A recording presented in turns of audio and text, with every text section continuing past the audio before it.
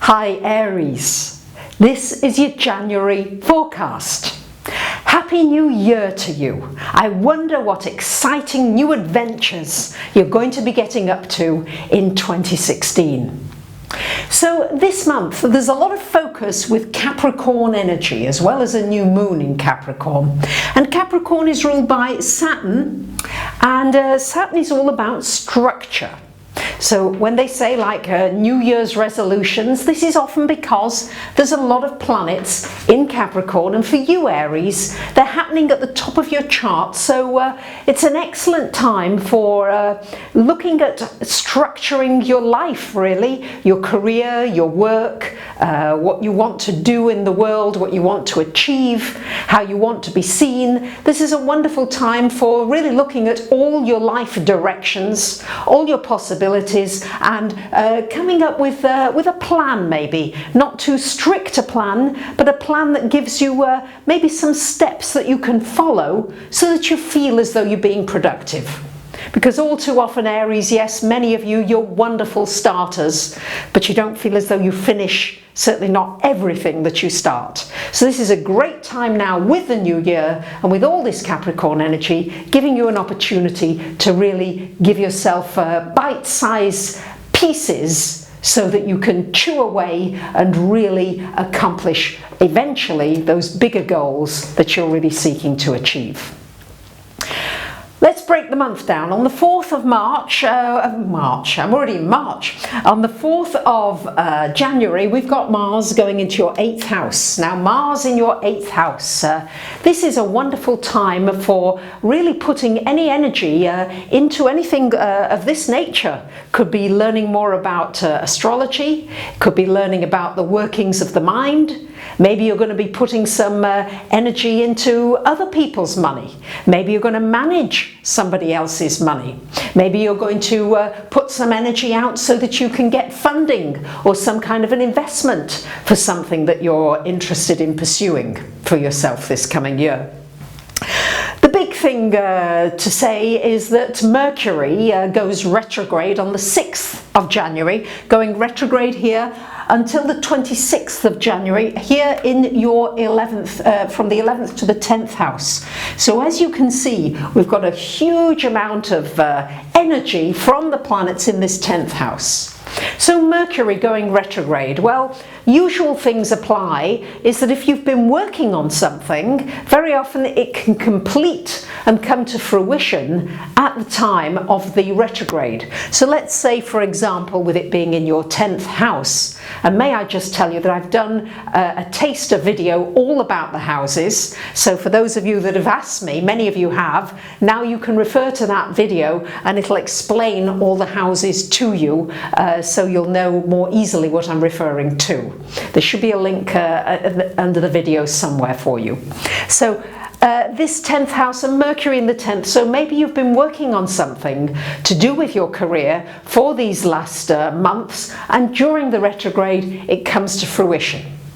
Mercury retrograde is a wonderful time for writing, often for reflecting. And you may find yourself reflecting on your career during this time. Yes, it's not the best time really for planning travel. If you do have travel to do during this time, especially for work, then just be very aware that there could be just hiccups. Mercury retrograde is really not something to get too upset about, but it's just nuisances, annoyances, rather than something that's full-scale crazy that really goes wrong. So really just allow yourself enough time to get to any kind of business meetings as much as you can. And Mercury retrograde in Capricorn, it's a good time to reflect on the kinds of structures that you've got in your life. Do you have a good structure for exercising? Do you have a good structure for your diet? Yes, think about those structures in your life and think about the ones that maybe need to be possibly firmed up a little bit and others that may need to be relaxed a little bit. And that's some of the things I would be thinking of doing during this Mercury retrograde up there in Capricorn for you. On the 10th of the month, we've also got a new moon happening in Capricorn in this 10th house. So as I said, it's all up here, and the 10th house is very much about shining your light, Aries. You know, where can you shine your light? Where do you feel as though you're going to be noticed? Where would you like to be noticed? And the new moon here just encouraging you to look at some new beginnings for your career, some new possibilities. There could be a new possibility for a new job, a new career direction. It's really about fluffing off, blowing off the old dusty cobwebs and saying, what do I want now for my career for this year coming? So that's what this new moon is likely to just trigger in you. And it's great for some new beginnings. On the 15th of the month, we've got a lovely trine energy between Mercury and Jupiter going on here in your work house. Your work houses, 6th to the 10th houses. So this could be some good news about something connected with work, but it would also be a good time for negotiations, especially renegotiating something, maybe a salary rise, something to do with a work position or situation. This would be a very nice aspect around the 15th of the month. On the 21st, we've got the Sun coming into your 11th house, shining a light on your friendships, your dreams, your wishes. Again, this focus for you about what is it that you're wishing for yourself for this coming year. And this can bring some very nice new friendships into your life. And you may also find a cause or a charity or something humanitarian that you get inspired about that you'd like to be involved with. And on the 24th of the month, we've got a full moon at 3 degrees of Leo in your 5th house. And this 5th house, well, this could be a culmination of something to do with a child or a young person. It could be a creative project that you've been working on or wanted to work on for a while, and this full moon is shining a light on your creativity.